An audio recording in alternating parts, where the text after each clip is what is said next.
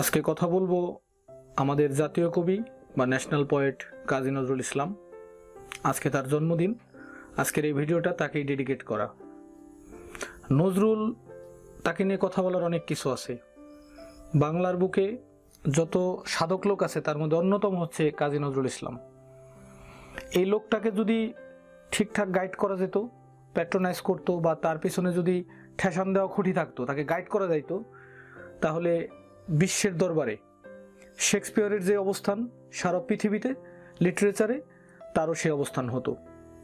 এই জন্য নজরুল একবার শখ করে বলছিলেন, এমন একটা শ্রুতি আছে যে পূর্বে যদি না উঠিত রবি, নজরুল হতো বিশ্বকবি। নজরুলের যে লেখার মান, আমি ইংলিশ ডিপার্টমেন্টের একজন ছাত্র, লিটারেচারের একজন ছাত্র, ইংলিশে অনার্স এবং মাস্টার্স করেছি। তো আমি আমার ব্যক্তিগত এক্সপিরিয়েন্স থেকে দেখেছি যে নজরুলের যে লেখার মান, এই লেখা দিয়ে নজরুল একাধিকবার নোবেল পাওয়ার মতো অ্যাবিলিটি রাখে।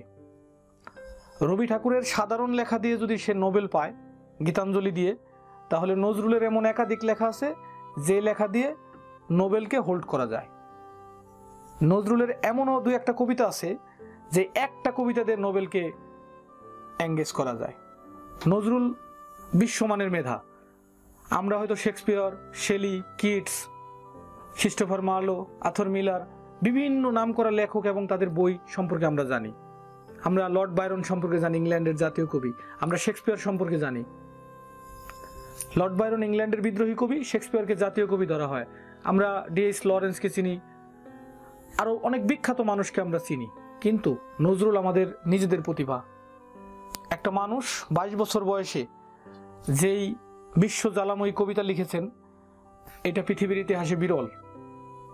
যদি রবীন্দ্রনাথ ঠাকুরের মতো তাকে কেউ প্যাট্রোনাইজ করতো, তার এরকম সুন্দর সিচুয়েশন থাকতো, পরিবেশ থাকতো, তাহলে সে বিশ্বের কবি হতেন এবং সে নোবেলকে অর্জন করতেন।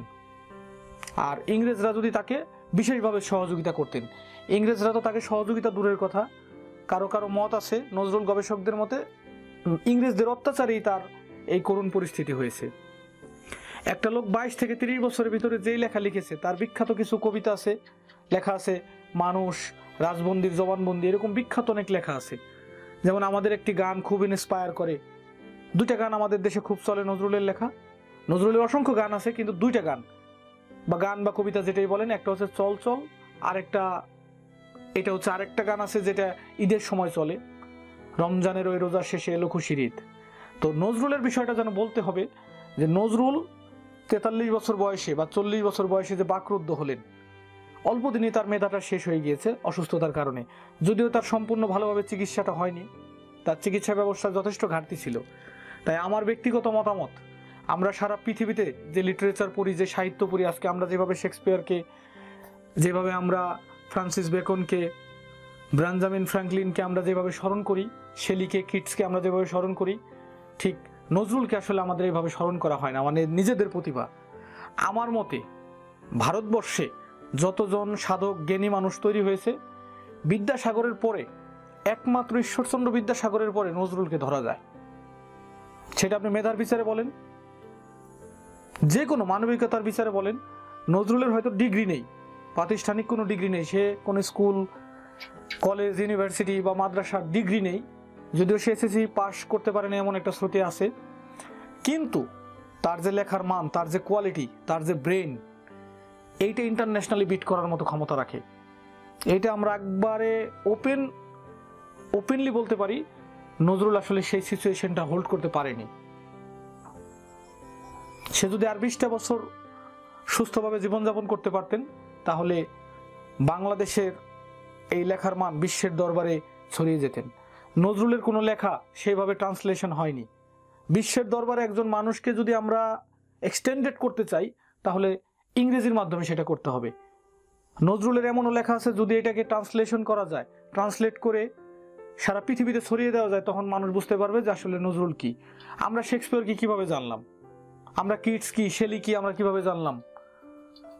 শুধুমাত্র তাদের লেখার কারণে। আর তাদের লেখাটা ইংলিশ, সেটা সারা পৃথিবীতে ছড়িয়ে পড়েছে। জাপান থেকে জার্মান, অস্ট্রেলিয়া থেকে চীন, আফ্রিকা থেকে অস্ট্রেলিয়া অথবা এশিয়া, সব দেশের মানুষ জানতে পেরেছে। ঠিক নজরুলের বিষয়টা সেইভাবে দেখা হয়নি, কারণ তাকে নিয়ে সে ভাষায় আসলে গবেষণা হয়নি, রিসার্চ হয়নি। বাংলাদেশে নজরুল ইনস্টিটিউট আছে, কিন্তু তাকে নিয়ে আসলে কেউ এভাবে রিসার্চ গবেষণা করা হয় না, তার উপরে কোনো ফান্ড হয় না।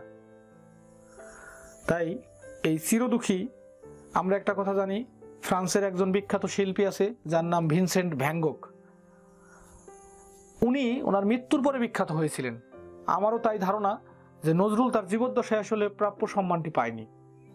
বঙ্গবন্ধু অবশ্য তাকে 72 পরে বাংলাদেশে এনেছিলেন এবং নাগরিকত্ব দিয়েছিলেন।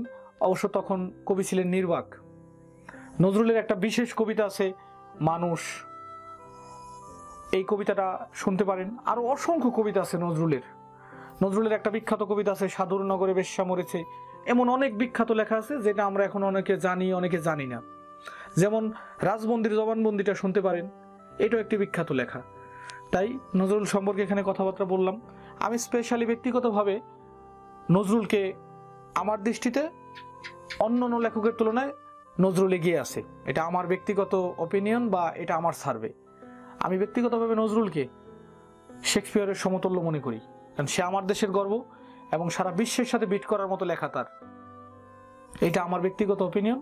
নজরুলের আজকে জন্মদিন আসলে মেনশন করে নয়, আমার একটা ইচ্ছা ছিল দীর্ঘদিনের যে নজরুল সম্পর্কে আমি কিছু একটা বলতে চাই, এটা আমার দায়িত্ব। তিনি আমার দেশের কবি, আমার বাংলার সন্তান, তাকে নিয়ে আমার কিছু একটা বলা উচিত। তাই আজকে তার জন্মদিন, স্পেশালি তাকে ডেডিকেট করে আমার এই ভিডিওটা। যদি কোনো ভুল ত্রুটি হয়ে থাকে বা কোনো ইনফরমেশন মিসগাইড করে থাকি, I am extremely sorry for that. যদি আপনাদের কাছে মনে হয় যে আমার এখানে কোনো ইনফরমেশন ল্যাকিংস আছে বা আমি মিসগাইড করেছি, আমাকে অবশ্যই অ্যাকুরেট ইনফরমেশন দিবেন। আমি এটাকে এক্সপান্স করব এবং কারেকশন দেওয়ার চেষ্টা করব। সকলকে ধন্যবাদ জানিয়ে আজকের মতো বিদায় নিচ্ছি। That's all. Thank you so much everyone.